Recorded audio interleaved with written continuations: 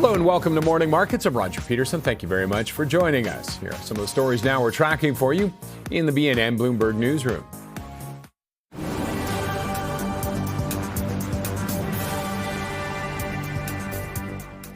Canada swinging a trade surplus in March. Data from StatsCan showing the country posted a surplus of $1.8 billion, the first since September. The boost was due to surging exports of oil and gold driven by the war in Iran. Overall, exports rose by 8.5%, reaching the highest level since January, and was fueled by a 24% rise in metal and non-metallic exports. Meanwhile, Canada's trade surplus with the U.S. widened to $7 billion, and non-U.S. exports rose to a record high. Shares of Shopify are tanking today after the Canadian e-commerce giant issued an outlook that showed revenue growth slowing.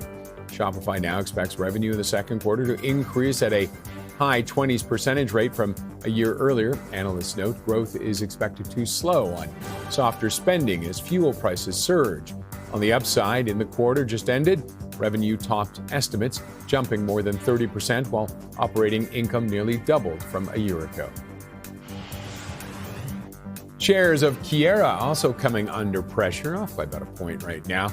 Canada's Competition Bureau is challenging its $5.2 billion acquisition of Plains Canadian natural gas operations. The watchdog says the deal would harm competition in Canada's natural gas sector, specifically at Fort Saskatchewan, Alberta, Canada's primary hub. The Bureau also added that a merger would allow the ability to increase prices, impose less favorable terms, and further deepen control over critical infrastructure. And taking a quick look at the markets, and a bounce back for the TSX after struggling for the last little bit. Pretty much everybody's in the green, save for real estate and tech, not surprisingly with Shopify right now. Overall, for today, it is up 0.23%, and year over year, up about 34%, so not too bad. South of the border, U.S. markets also happy on what's unfolding in the Middle East, or at least probably what's not unfolding. No renewal of hostilities, and you can see the reaction there. The S&P 500 up by 0.75 of a point, the NASDAQ by 0.86.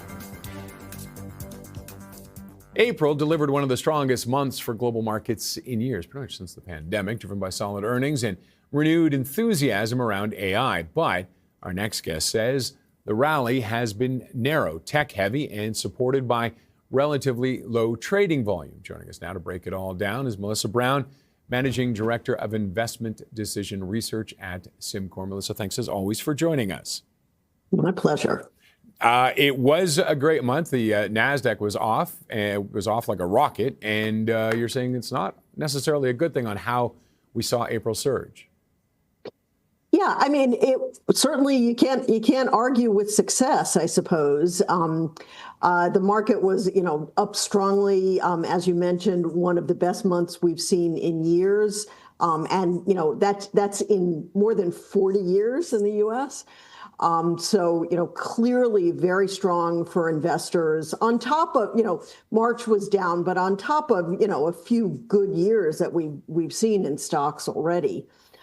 We also saw the market, kind of steadily drip up with, day by day, almost every day, the market was up. So it definitely was good. But also, as you mentioned, I think, some caution is in order. That strength has been on low volume, particularly in the U.S., and not all the stocks are participating in the market. So if you're tech heavy in your portfolio, that was great. If you're in an index fund, that was probably great. But for many investors, for many people managing money, it may not have been as good as it looked from the top line. And what is driving that? There's been some weak economic data. We have the geopolitical risk with Iran, but people seem to be looking past that or ignoring it. Yeah, I think, the market does go up and down on hopes and fears. And I think, the hopes that, easy or quick resolution to the conflict in the Middle East. I think To some extent, maybe we're looking at kind of a FOMO, a fear of missing out. So, you really want to be in it to win it. But I think maybe the most potent reason could be that first quarter earnings were quite strong. It wasn't just tech earnings. Earnings looked good across the board. Profit margins were relatively high. So I think that's been, fueling the increase. It continues for me to be difficult to see what's going to drive stocks higher from here. It's hard to see what could be the catalyst there. Is it possible the earnings can carry, and could we see with the earnings strong kind of across the board, essentially, it's been a pretty good quarter, could we see maybe movement away from tech a little bit? I think the best case, the most positive scenario is that we do see the movement away from tech and AI as defined by tech. So we could see more movement to other companies that are adopting AI strategies and therefore, improving their profit margins. If we did see that broadening out, I think that would be, could continue to be quite positive for stocks. Although since nothing but tech dominates the market, we probably wouldn't get such eye-popping gains, but it would probably be better for the average investor. And are there sectors that are really starting to implement AI now that where we could see the benefits of it? I think it's every sector, that is seeing some way. I think this is really more of a company by company play, that some companies are more quick to adopt AI techniques no matter what business they're in, and other companies are probably moving more slowly. And I think that's the differentiation we're seeing, not necessarily tech versus non-tech, but it's really more quick adopters versus slower adopters. And it really is, and people really are starting to, does seem like it's shaping up to be the year of implementation for AI. Like a real year of it. It is for me, so. Well, are you using it all the time now? Just out of curiosity? No, I'm still a little bit of a dinosaur, but I'm using it more than I used to use it. So, but probably not. I hope to really start using it more in the future. All right, and broadening out. It's been quite the run over the last 3 years, I guess we could say. You mentioned it may soften up. The returns might not be as good over the next while. Could that carry beyond 2026? Well, looking back historically, it's been extremely rare to have 4 very strong returns, yearly returns in a row. In fact, it's only happened a few times, and that's usually come after a really bad few years in stocks. So just if you didn't look at anything, earnings or interest rates or what central banks are going to do, the odds of having of this year of 2026 being extremely strong are relatively low. At this point, I haven't even looked at the 5 years in a row to know what next year might look like if this year turns out to be strong. But I guess we'll start to take a look at that toward the end of the year. And again, that is the question. But so on the prior times where they had 3 or 4 strong years, what came after it, or do we want to know? Well, what came after it was certainly lower than average returns. It didn't necessarily signal that the market was going to crash.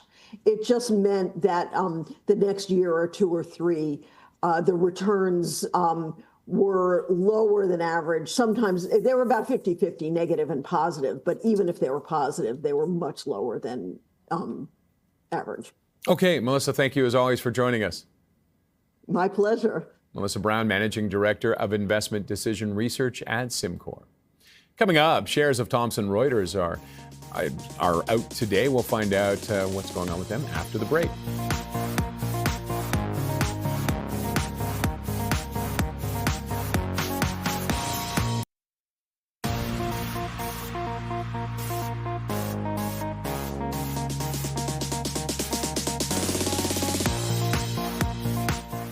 Shares of Thomson Reuters are up about 4% after it reported a beat in revenue last night. The Toronto-based company also maintained guidance for the year.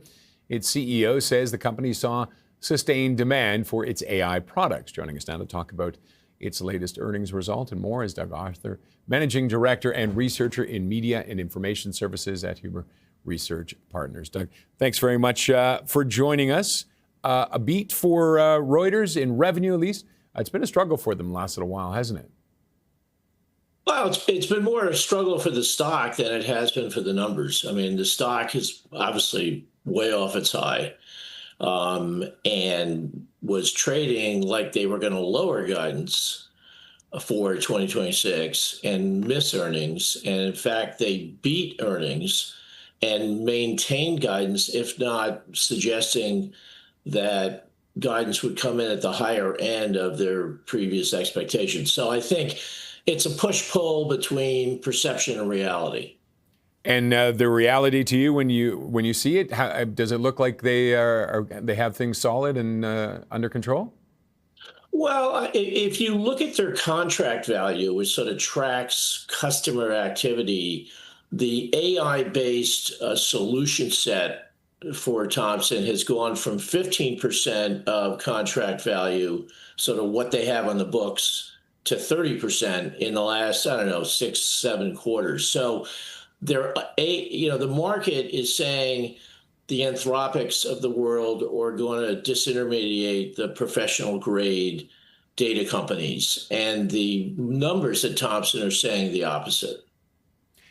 And I guess, can they both be right, or can only one of them be right on that? Well, I think that, listen, a year ago, July of 2025, Thomson stock was soaring and peaked, I think, at a little over $218 a share. Then the AI focus shifted from a positive for Thomson to a concern.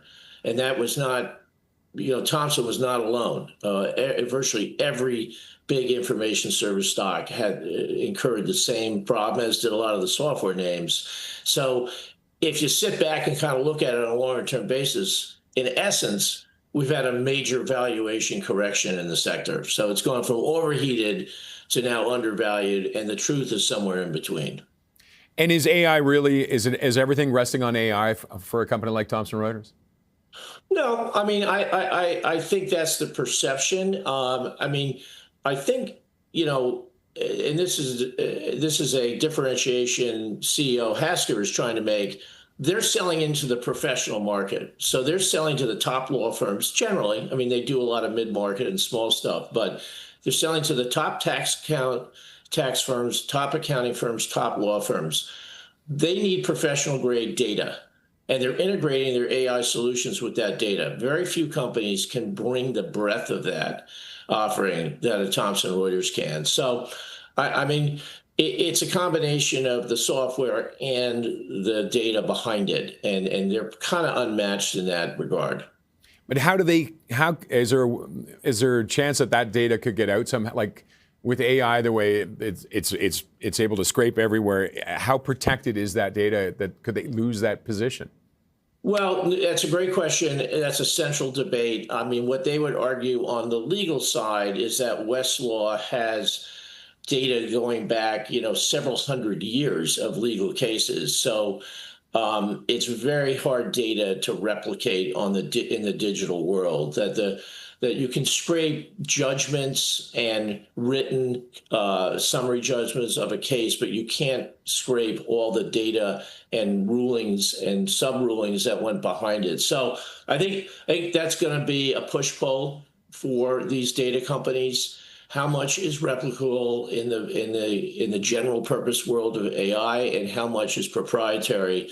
But it's the integrated solution that I think is going to keep their clients, very sticky going forward. And I think if the numbers continue to show strong growth, they're talking 9-10% organic, higher margins, the stock will find its own level. And what potential headwinds are there for them? I mean, obviously AI, but what kind of an impact or could that have? Well, the way I sort of framed it is if you say that general purpose AI products that don't have the data rigor behind them and don't necessarily have the security apparatus behind them, what's vulnerable? The small, medium-sized law firms, accounting firms could be open to those sort of general purpose solutions. And if you take out Reuters News and take out print, I categorize it as about 19% vulnerability of Thomson's greater, big three segments over time. I mean, a worst case scenario, but it's still a scenario. And expand that out a little bit, the number and how you came up to it.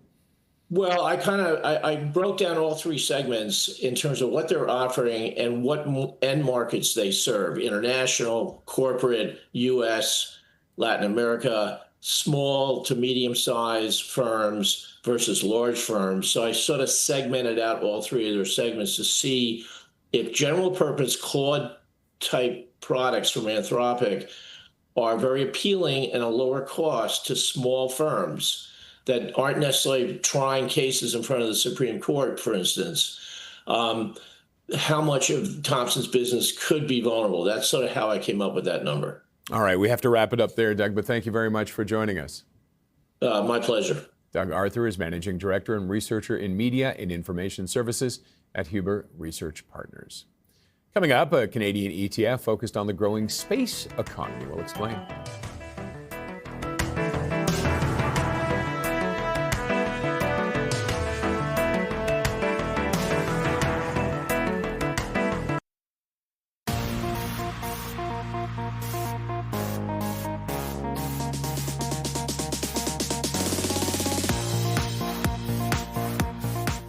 The space economy is heating up, and it's not just rockets and launches, it's satellites, data, defense, and eventually exploration and tourism. A new Canadian space ETF gives investors exposure across the whole ecosystem. Let's find out more. And joining me now is Chris McCaney, Executive Vice President of Investment Management and Strategy at Global X. Chris, thanks very much for joining us today in person. Always nice to have somebody in the studio. Yeah, happy to be here. And not out in space somewhere. You could have done this live from the space station or something. Why go with an ETF for space, quick? And then we want to get into what's going on in space, but just what's your main reason for launching? Sure. This? I mean, when you think about the industry, we really don't know exactly where it's going to go. This is a long-term trend. And so by utilizing an ETF that diversifies across not just companies, but also sub-industries within the space economy, that allows you to really fully diversify and capture the full value chain. How big has it become? It seems like it kind of moved along, and then all of a sudden in the last few years, Elon Musk, I think, is probably a big driver of that. How big has the space industry become? Yeah, it's really become significant, and today it's about a $500 billion industry. That's forecast to be about $1 trillion in 2034, so just a handful of years from now. So continuing to grow significantly as the cost of launch is really coming down significantly. If we go back to the 1960s, it cost about $400,000 for 1 kilogram of payload. Wow. Today, that cost is just about $1,000 per kilogram. And so that's opening up a lot of new industries that are economically viable. And where are some of the opportunities within this? I mean, people look, they see the rocket ships going up, but it's not just the rocket ships, is it? No, it's not. And you have, the companies that are helping facilitate that launch. And so, thinking about the reusable portions of rockets, that's what makes it so efficient. So launch services, rockets themselves, but also satellite companies, talking about communication, data transfer, geospatial imaging, all of that becoming very, very important as well. And just within that sector, say within the satellite, how many companies are there? How many, your options are they almost endless? Well, there's certainly a handful of larger companies, even one here in Canada, MDA Space, formerly known as McDonald Detweiler and Associates, maybe most famous for the Canadarm2, but very specialized in communications as well, and that involves satellites. They're looking to launch a broadband service, satellite-based, to homes, but also potentially to cell phones, for example. And how many satellites are up there now, do you know? Put you on the spot. Yeah, there's about 10,000-ish, I'll say, and that's projected to grow to about 100,000 in short order as well. So 100,000 in what time? Any idea of the time frame? Roughly? A handful of years, I'd say. Yeah. We see SpaceX with this continuing cadence. In fact, there's a launch scheduled for today, even where they're sending up 24 satellites, and so. Again, they want a continuous cadence where these things are going up pretty much every few days or a few weeks. Yeah, it's almost, they're almost running regular bus runs. That's right, yeah. Up there, too. So from the ground side, I mean, you've got the satellites up there. Where are you looking when it comes to the ground side? Well, when it comes down to here, again, it's about what we call launch services. So it's building those rockets, components around that as well, but also orbital transfers and just data communications, taking that data from the satellites and parsing it out and providing it to wherever it needs to go here on the land. And what kind of companies would fall in with that? So Rocket Lab, for example, is one of the largest holdings in this ETF. They, again, they build those components. They do sort of low to medium-sized launches for satellites, but they also do that sort of satellite servicing as well around that whole process. And then, do you take it beyond, I mean, when you hear it's a space company, but do you take it beyond that, the companies that are providing for the space companies? Yeah, that's exactly it. There's software, there's analysis, there's components, and so you're getting everything from hardware to software to analysis. It's really like any other technology-based industry where you really have a variety of components to it, and therefore a variety of potential customers. And with Canada and a lot of the other countries with from that pressure, their defense spending 2% is what they're hitting. They're aiming for 5%. Do you see opportunities there? Very much so. And so, this has really moved from government-led to private and public company-led, but governments are still a big spender in this space. You mentioned Canada with the increased defense spending, countries like Germany and Japan as well adding to that. And so as we see this build out over the next, call it several years, there's a lot of opportunity within that space component of it. And within the industry, what are some of the countries that people might not think of as being the leaders, but maybe might surprise us? It is largely U.S.-based still, I would say, right now. But again, Canada, Japan, Korea, providing key components in this area. And beyond, do you look even beyond that to suppliers for fuel, things like that? Is that part of how you're going to be treating this? We're looking a bit more, we want it to be more of a pure play approach to this. And so we want to really isolate those companies that have at least 50% of their revenues coming from these sort of services. Again, whether it's those rocket launchers, whether it's the data and systems behind it or satellites themselves. Once you start to get too far away from that, you get a lot of different things. It muddies the water a little bit? Exactly, yeah. Or muddies the space, I guess, as the case may be. And with that, how many total companies are there then that you can pick from? Well, we have 28 companies in our ETF. That can go up to 30, depending on just eligibility for the index that we track. But we really, again, want it to be a pure play approach. And so you want to somewhat limit it to those companies that are very specifically involved here. But you want that diversification component as well that I previously talked about. And it's worldwide pretty much? Global exposure. You're looking everywhere and anywhere? That's right, yeah. Pretty much everywhere. Domestic markets, emerging markets as well. Again, predominantly U.S.-based right now in terms of where those companies are, but that can change over time also. All right, Chris, thank you very much for coming in. We appreciate it. Thank you. Cheers. That was Chris McKaney, Executive Vice President of Investment Management and Strategy at Global X. Coming up, RioCan REIT logs same property income growth up the most since the post-pandemic rebound. We'll talk to the CEO when we come back.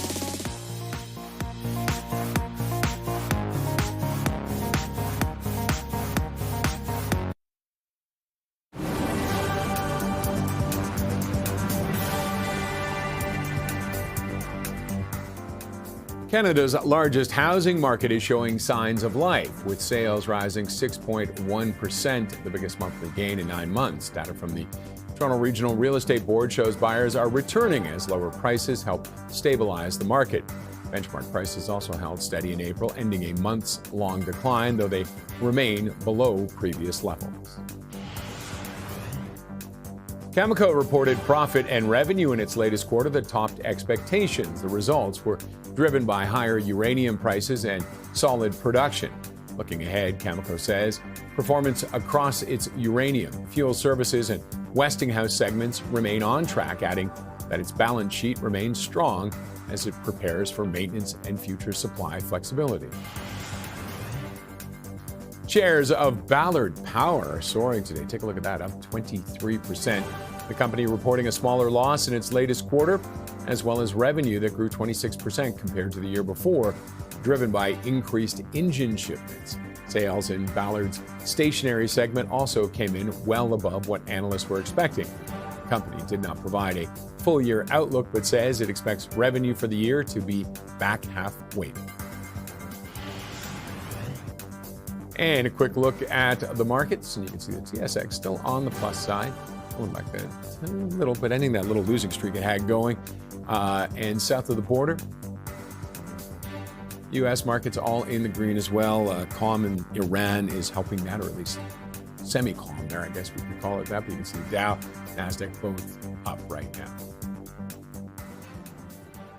Toronto-based real estate investment trust RioCan posting its first quarter earnings, showing gains in rent from new leases and operating income from existing properties. Joining us now is Jonathan Gitlin, President and CEO of RioCan. Jonathan, thank you very much for joining us.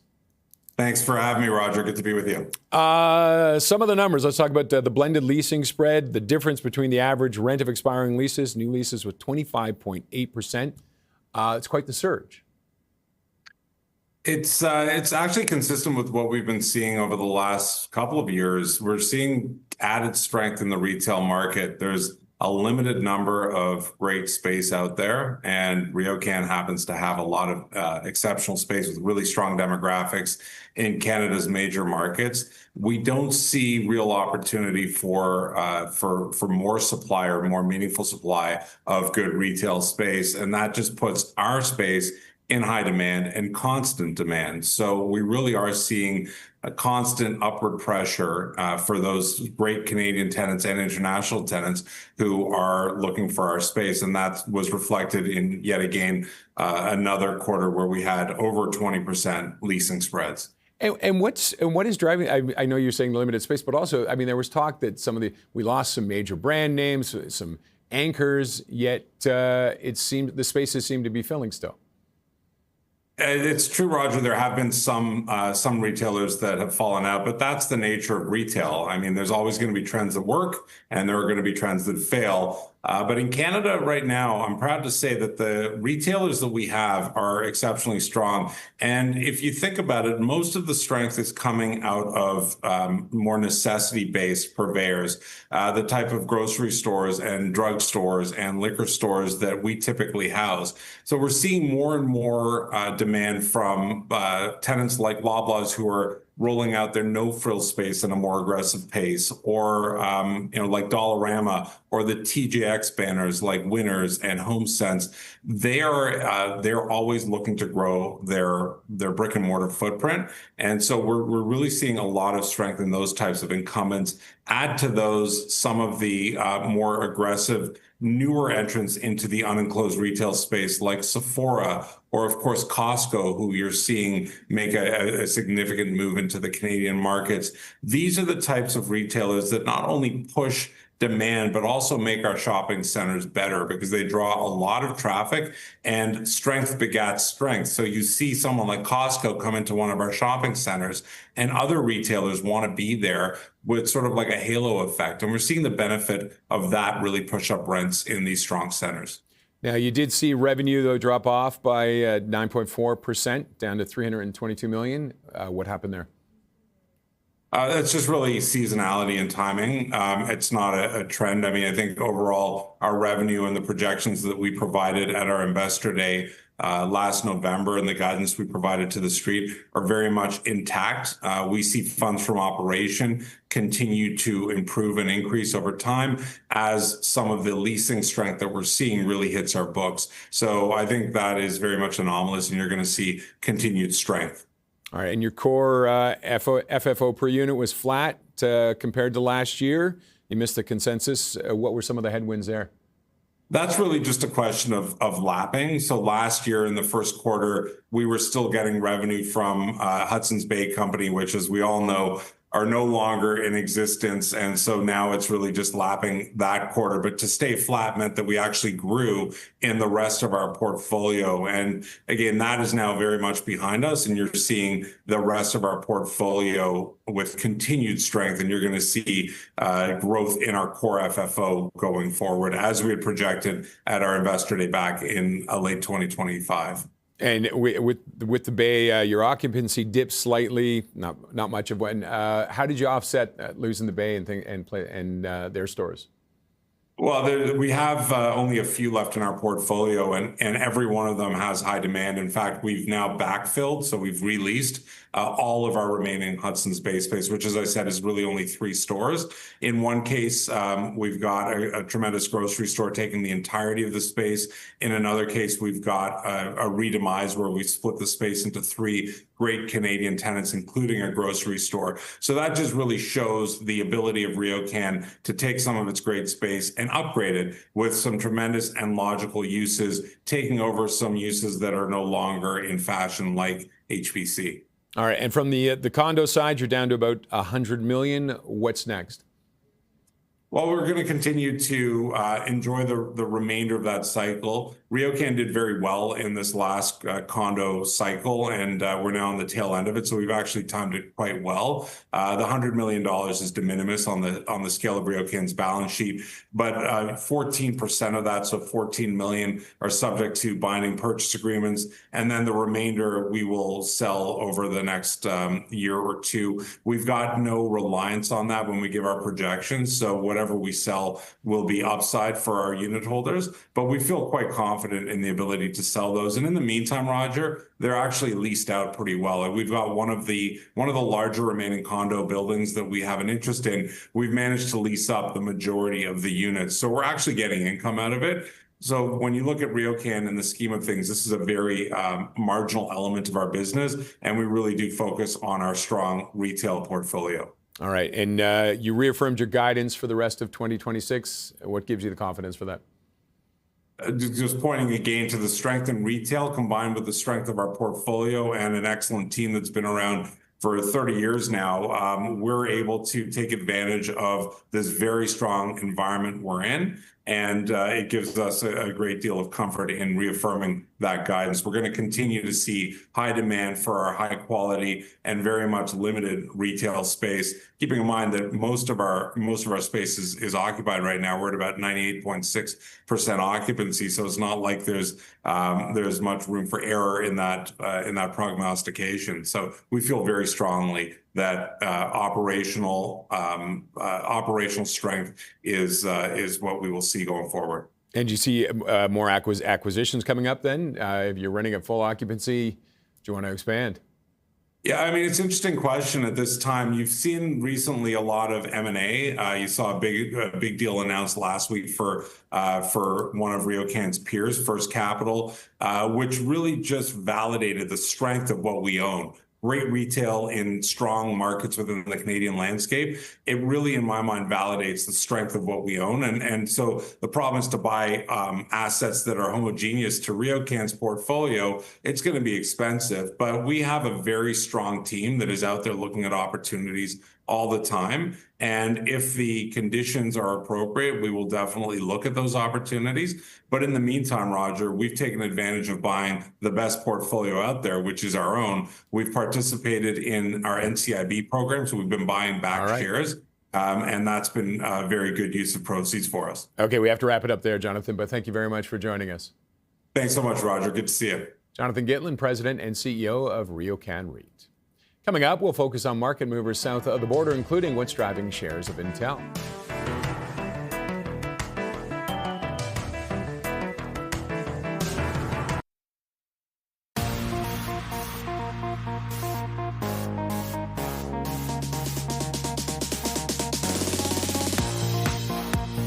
Time to take a look at today's market movers. We're joined now by Bloomberg equities reporter Avalon Purnell. Avalon, thanks as always for joining us.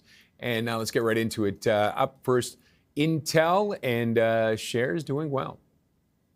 They are. Intel is jumping just about 14% to hit a fresh record high after Bloomberg reported earlier today that Apple has held conversations with both Intel and also Samsung about potentially producing processors for Apple's devices in the US.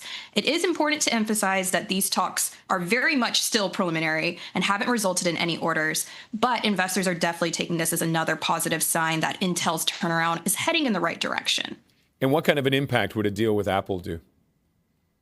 It would have a pretty large impact. As I said earlier, Intel is in the midst of a wider revival under its current CEO, Lip Bhutan. And it seems as if every month that story is gaining more momentum. The stock is up nearly 200% this year. And it's looking to find more customers for chip production and to capitalize on that AI demand that we're seeing broadly across the market. So a deal with Apple could potentially even attract more customers to Intel.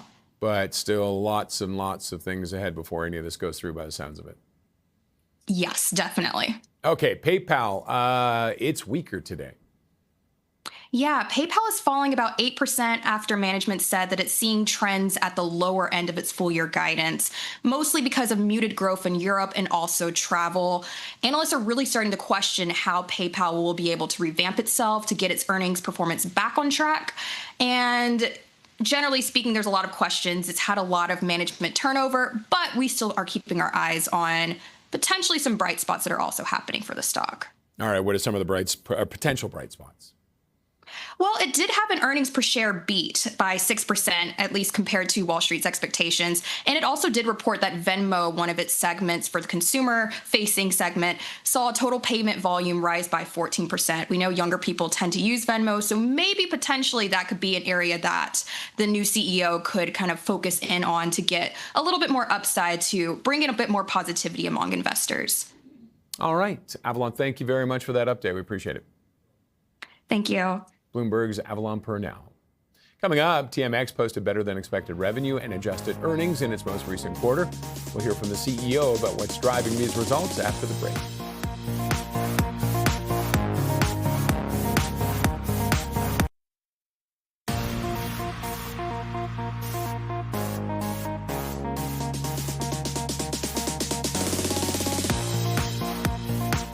We are watching shares of TMX Group today after the Toronto-based financial services company logged a beat on revenue and adjusted earnings. To tell us more about the results and what's ahead for TMX, we sat down with John McKenzie, the CEO. What we're seeing this year in the first quarter and a continuation from last year is all three core components of TMX. So, the capital raising area where we support companies going public and raising money, the insights area in terms of our data and information suites, and our trading areas are all looking at double-digit growth rates as investors, both in Canada and around the world, really use TMX capabilities to engage in the marketplace. So this is one of those few quarters where every part of the engine's firing. And so, as you say, you're seeing strong performance across diversified global enterprises. Can you tell us where this segment of your business is seeing strength? Well, from a capital raising standpoint, we're actually seeing it across multiple sectors. So we saw, $10 billion raised across the two markets in Canada, TSX Venture. You probably know already we're one of the few markets in the world that actually operate at both a junior ecosystem and a senior ecosystem. That's made it really usable in terms of supporting the, the resource sector, which is, roughly half of that capital raise in the quarter. But we're also seeing capital raising from other sectors. So we've seen IPOs in biotech. We've seen IPOs in technology like Xanadu, in food companies. So you're seeing a lot of different companies come to the market to raise capital, either in new issues or in follow-ons to support the growth of their business. So, the results are really a testament to really strong markets. And as you say, you're seeing more IPOs. Vancouver-based Lumina Metals went public on the TSX last week. What's your outlook for more IPOs this year, and what areas are you seeing strength? You kind of answered that part already in terms of sectors. Yeah, very positive outlook. We're seeing a lot of conversations with companies that are looking to raise money. Like you said, it's across multiple sectors. And I always like to remind folks, it's actually not even just the IPOs that are the story. That's the ones that get the headlines, they get the splash. But in the first quarter alone, we actually brought 32 companies to market. Some of them were IPOs, but some were through other vehicles as well, like qualified transactions, capital pool companies, uplistings from other marketplaces. I think 11 mining companies in that alone. So again, multiple sectors, resources driving the way, and a lot of different ways to raise money. The one area we haven't seen yet, and it could be a harbinger of things that come in the future, is despite all the energy pricing uncertainty in the world, that's a sector we haven't seen finance and look to advance in terms of investment yet. That could be one that comes later in the year. And in terms of trends, I think you kind of answered this by saying 11 mining companies. That's probably the biggest trend you're seeing in terms of these companies that you're bringing on. Certainly the biggest trend, but again, not to oversay what we're seeing in terms of industrials, financials, technology companies. And the technology companies are really important because, for a couple of years, there weren't technology companies raising public money. And then we had a phenomenal IPO with Xanadu just recently, both listing here in NASDAQ and with really good investor follow-on. So that's a good sign. That's a good sign for companies that are getting ready to go to see what kind of application they can get in the market.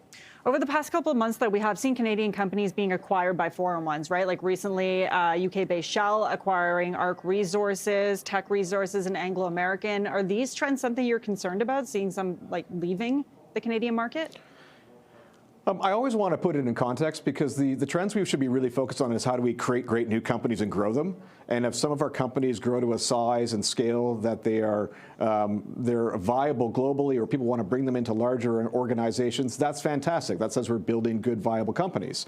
But we've got to make sure we keep building the pipeline for new companies to kind of grow and take their place and expand and scale over time. That we need to do more of. Now, we've got a great pipeline of private companies we engage in, over 1,500 private companies that could raise public money in the future. But that's why we always advocate for improving competitiveness of the Canadian ecosystem, things like tax reform, regulatory reform, over and over again, because we want to make sure this is still a market that creates great new companies. At the end of the day, I'd like to see more investment in the Canadian companies so that they can scale up and candidly be the acquirer globally. So great when our companies get bought, but also better when our companies are doing the buying and building. Very much like we announced a couple of weeks ago with our acquisition of CBOE Canada, CBOE Australia. This is a chance for us to expand into another geography, build Canada stronger, but also create capabilities for global investors to engage in multiple marketplaces. So we're hopeful that companies use the market to raise capital to build and grow and expand outside of Canada and then bring more of the world to Canada at the same time, like what we're doing. So you're not concerned then, to kind of answer that question? No, a healthy ecosystem keeps creating new opportunities as long as we keep creating the conditions for them to grow. Okay. For companies like GFL, though, for example, that are moving their headquarters to the U.S., how do you try to keep them listed at the same time on the Toronto Stock Exchange? By creating a great investor experience for them. The Toronto Stock Exchange is very liquid. We've got index inclusion that gives more exposure to investors of those companies. So even if they are dual listed and headquartered in different geographies, there's still a really good investor base here that wants to engage in that company. Now, we never shy away from a company growing globally, putting their headquarters where it makes sense, and listing in multiple marketplaces. We've actually found when a company lists in multiple marketplaces, it actually raises the water for everything, because it actually brings more investors into it. It makes capital raising better. You get arbitrage across border. It creates more liquidity. So having great Canadian companies grow to size and take a global footprint, we should celebrate that and just at the same time keep them listed here as well, keep them in the Canadian indexes, keep the Canadian investors engaged in them. I was going to ask about that, like listing on multiple markets. You don't feel like you have to compete so long as they're still listed in the Canadian markets?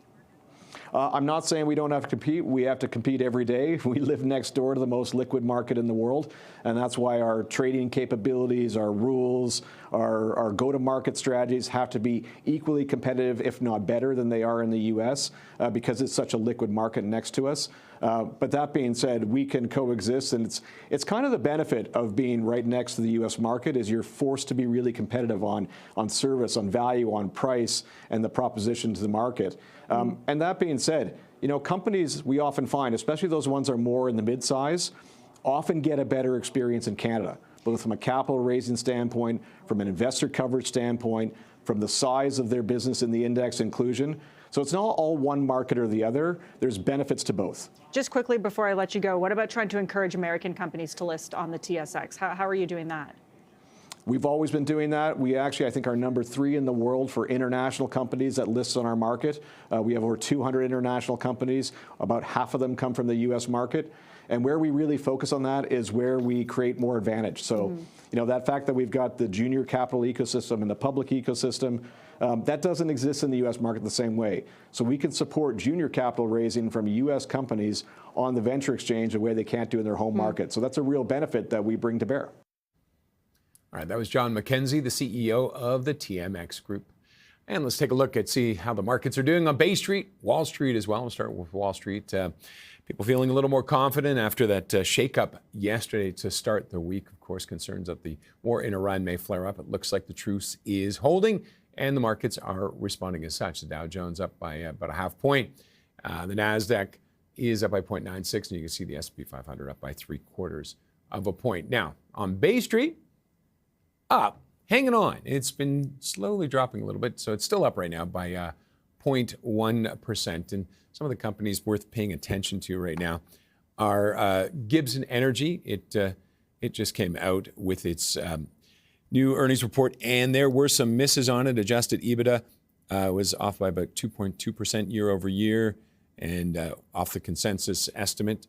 Net loss, that's what they posted, a net loss of $1.36 million versus a profit of $50 million year over year. Big concerns for that were what's unfolding in the Middle East. That led to some delays in movement of some of their products. That kind of shut them down. Another one we want to take a look at just came out with their earnings right now, Shopify, and they are tumbling right now. They're off by about 12%. It's been a bit of a rough stretch for them when it comes to their share value, but here's why. Revenue total $3.17 billion, up 34% from a year ago, ahead of the analyst consensus of $3.09 billion. But net income was $360 million, below the $419 million that Wall Street was looking for. So you can see that it is taking a hit today, off by 12%. And one other one we just want to bring in here for a note, Parex. It is approaching its all-time high. The last hit is about 4 years ago, 2022. And it's just been on a nice upward trend over the last year. It's up 174%. So it's just one of those ones that's having a nice move today. Market calls coming up next. Today on the show, we have Keith Richards, President and Chief Portfolio Manager at Value Trend Wealth Management. He'll be taking your questions on technical analysis. And join us Wednesday at 3 p.m. Eastern for Know Your Options with Chris Tom of Moat Financial. And that is it for Morning Markets. I'm Roger Peterson. Thanks very much for joining us. Have a great day.